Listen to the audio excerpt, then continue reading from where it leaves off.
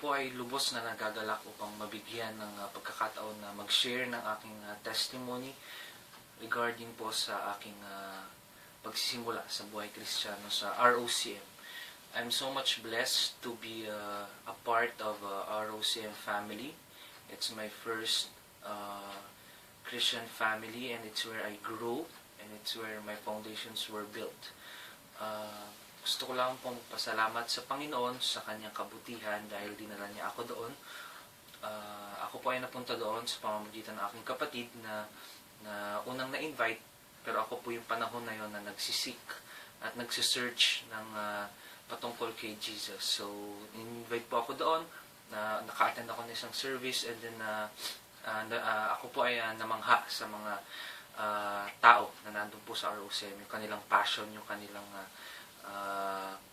pagmamahal sa mga taong dumarating po doon.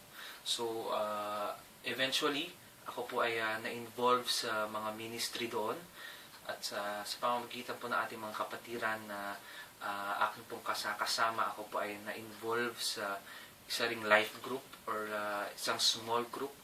Kasama po si na Ate Nifa, Kuya Robert, si Pastor A, si Kuya Prince, si Josh, si Kuya Neo. Ito po yung small group namin before na dito rin po ako lumago sa small group na to na ginaganap namin tuwing, I believe it's every Friday. So lumago po ako dito sa life group na ito, sa small group na ito. And then I also joined ministries. My first ministry I remember is yung intercession ministry or prayer ministry. Praying ministry, kasama po si Ate Zenia. Ito po yung group na kung saan talagang natutok po akong manalangin sa Panginoon. And then, dahil po mahilig din ako umawit, ako po ay na-involve sa music ministry. And then, ako rin po ay nakasama rin sa youth. Ako po ang isa rin sa napili na maging leader ng youth nung panahon na naghahanap po sila ng leader ng youth. And then, dito po sa youth din, sa pagiging leader po ng youth, natuto po akong maging isang leader sa Panginoon, kung paano ko po mag-hold ng isang event. Ganon din po yung makilala po yung iba't ibang mga kabataan. At dito rin po ako naniniwala na meron pang mga kabataan na mold sa life sa youth na panahon pong iyon. Nagkaroon po din kami ng tinatawag naming faith booth na kung saan meron po kami mga iba't ibang youth events na ginaganap doon po sa Antipolo. And nag-handle din po ako ng life group or ng LTG, Life Transforming Group. Ako po yung naging coordinator at some time. And then, yun po, I also learned there that you really need to pray for people. You just don't, it's unlike sa isang company that you just manage, but church is different. You really have to pray for it. And you really need the Holy Spirit. I'm so blessed that ROCM I've seen how ROCM develop people, and glory to God for His goodness to us. Sa ROCM din po ako na-open sa Children's Garden, sa Lambs Homes, at sa pamagitan po ng mga bagay na ito, na-open po yung aking kaisipan sa mga street kids, yung kanila pong mga story. And ako po ay na-humble when I experienced these kids na maaring na-abandon ng kanilang family. So ROCM is really a great church for God's glory. It's where you grow, it's where you experience life. You will go to missions, you will go to outreach, and you will also be developed inside the church because they will give you responsibilities so that you will grow. I'm so thankful for the pastors, for Pastor Amor, he's the one siya po yung unang nag-lead sa akin sa katotohanan. Of all my questions, he answered. He's so patient with me. He guided me through. And also to Pastor Mike, he's the one who teach me the servanthood on how to really serve people.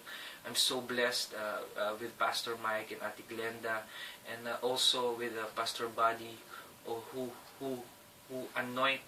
Every time who speaks is very anointed, and I'm inspired by his life, how he helped the street kids, and how his family really go into the missions and to really be compassionate to people. And of course, all the ROCM members, all the ROCM church leaders, youth, core leaders, yung iba po maaring wala na po sa ROCM. I'm really so blessed to be a part of this ministry, Reaching Out Christian Ministry, and I'm also part of those decisions making, being part of being a leader, also part of those transitions that ROCM go through on how we plan, where to go, what needs do we need to fill in. So yun po, I'm really thankful that I was there, and when I came here in Kuwait,